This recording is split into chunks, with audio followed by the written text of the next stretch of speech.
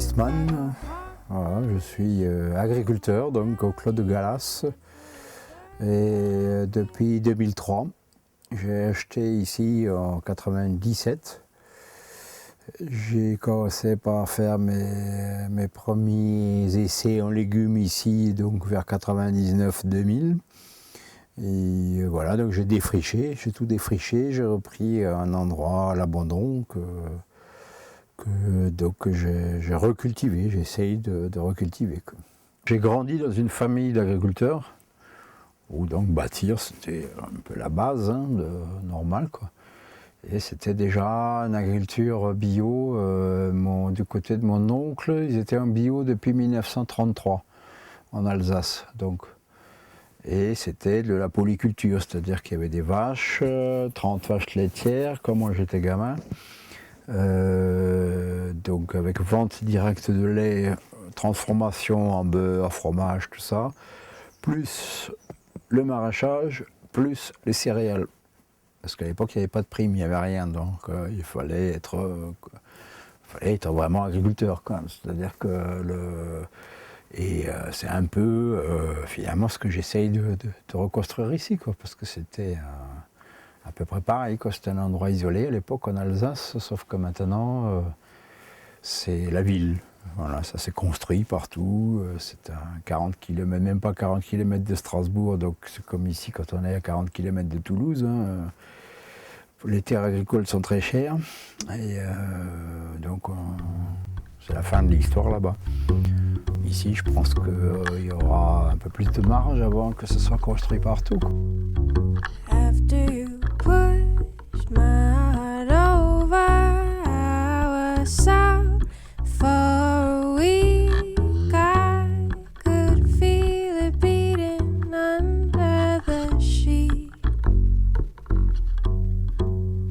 Donc ça c'est un site donc répertorié par le Conseil général la Fédération pastorale dans le cadre des 1001 terrasses. Voilà, donc il y a eu un stage d'organiser donc sur la terrasse neuve, là, sous la petite serre de pépinière. Et donc sur production agricole, sur terrasses existantes, quoi. Donc c'est les terrasses que j'ai trouvées ici, que j'ai achetées évidemment. Ça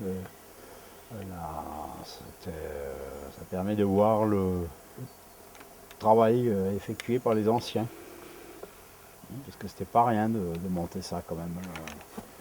Je suis arrivé ici par hasard en fait à l'occasion d'un chantier au col des Marousses. Et en passant par Saint-Giron, j'ai vu qu'il y avait des endroits à acheter. Et donc, c'est une agence immobilière en fait qui m'a présenté ici, et Charvy à Saint-Giron. Et j'ai acheté donc à monsieur Terrancle Jean-Maurice, qui est né ici, donc qui était vendeur. Et à ma grande surprise, j'ai vu que il y avait une maison d'habitation de grange et presque 6 hectares d'un seul tenant, avec la source au milieu. Et c'est pour ça que j'ai acheté, par rapport au potentiel. Il y avait le jardin qui était déjà sur les terrasses. Ils avaient les cochons en bas, là. Il y a l'eau, j'ai encore qui est là. Et là, c'était... je pense qu'ils préféraient laisser courir la vigne sur les terrasses. Peut-être pour faire du vin plutôt que faire des tomates comme moi. C'était la vieille école, quoi, on va dire. Du sarrasin, tout ça là-haut? Oui, bien sûr, il y avait des cultures de sarrasin, de céréales.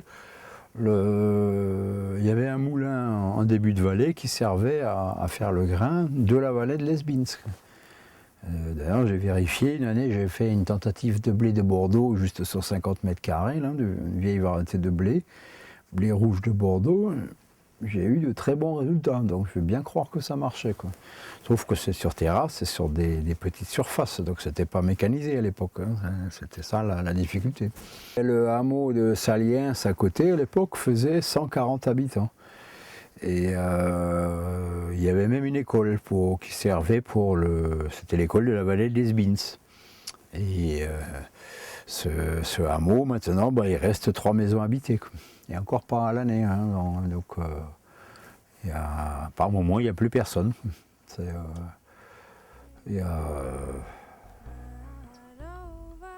Il reste l'ancienne école, c'est une résidence secondaire qui appartient à des Marseillais. Il y a ma voisine qui habite au Burkina Faso maintenant, et un autre voisin qui lui travaille en Chine. En fait, il n'y a que moi qui suis là toute l'année, et il y a quelqu'un d'autre qui garde un peu les bâtiments de temps en temps.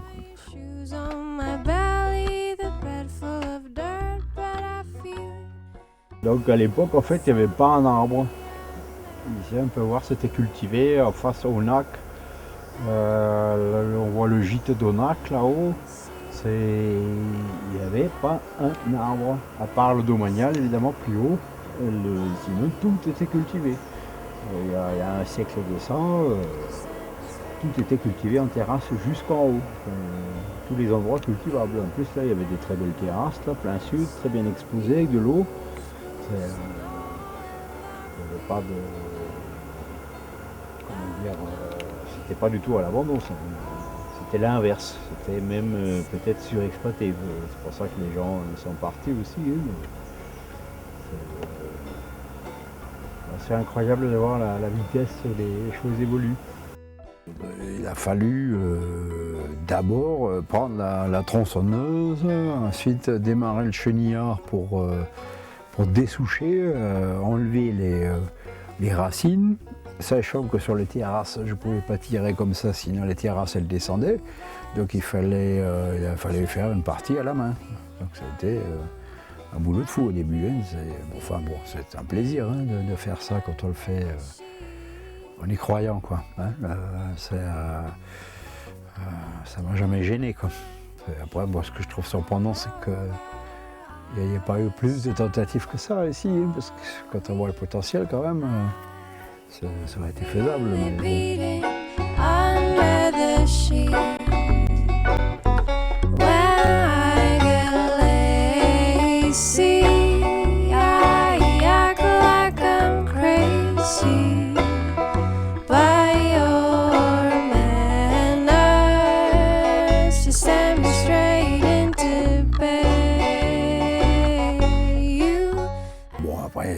Il y a des histoires de maîtrise de foncier, il faut arriver moi, pourquoi j'ai pu faire ça ici? Parce que j'ai trouvé une propriété d'un seul tenant de 6 hectares, et non pas une propriété avec un demi-hectare à gauche et à droite.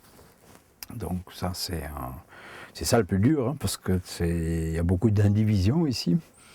Donc une fois qu'il y a la maîtrise du foncier, c'est faisable au niveau travail. Condition de bien vouloir le faire. Il faut maîtriser plusieurs corps de métier. Hein. C'est-à-dire il faut être forestier, agriculteur, maçon éventuellement. C'est pas simplement comme on apprend à l'école. Donc là, le principe économique, c'est qu'il faut vendre à un prix correct sur place. Donc faire la plus-value sur place. Et donc en fait je vends tout à Sex, au marché des producteurs de Sex le dimanche matin, plus sur commande. Donc c'est un peu comme les systèmes de panier, sauf que je n'appartiens pas à une AMAP, parce que c'est un peu difficile pour moi de descendre quand même en ville. Donc je fais, on va dire, un système privé de panier où les gens commandent et je leur sors ce qu'ils ont besoin, ce qui est disponible en fait, hein, parce que je peux.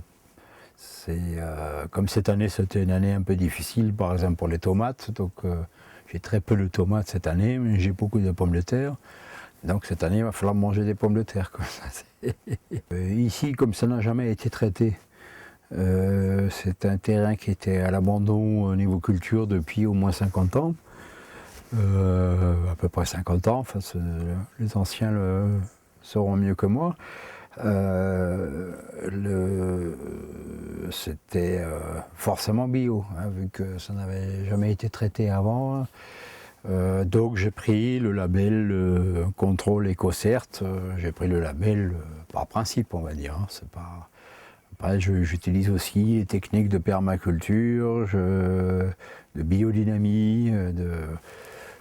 Enfin, c'est une évidence dans un endroit comme ça, dans la mesure où j'utilise l'eau de source, donc qui n'est pas traitée non plus, qui n'est pas chlorée, et donc qui me permet d'être vraiment bio. Les œillets d'Inde, c'est en fait une plante qui protège vis-à-vis des cultures de tomates, ainsi que poivrons, melons, enfin, tout ce qui est légumes fruits.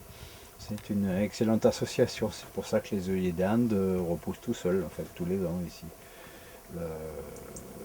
Même en y mettant les ânes l'hiver. Ça fait 2 ans que je me suis lancé en plus donc, dans un projet d'élevage d'ânes des Pyrénées. Pour nettoyer le terrain et pour toucher donc un peu d'ICHN, ce qui fait que ça me change un peu la vie. J'ai été agriculteur ici pendant 10 ans en touchant 0 prime PAC. Et donc maintenant, grâce aux ânes, j'en touche un peu, mais je touche que l'ICHN, mais sur 12 hectares. Ça me fait à peu près 3 800 € par an, et c'est déjà énorme hein, par rapport à 0 € avant. Quoi. Il y a tout à faire encore en fait, niveau confort pour moi, confort pour les ânes, et bon, ça c'est... On y arrivera un jour. Hein.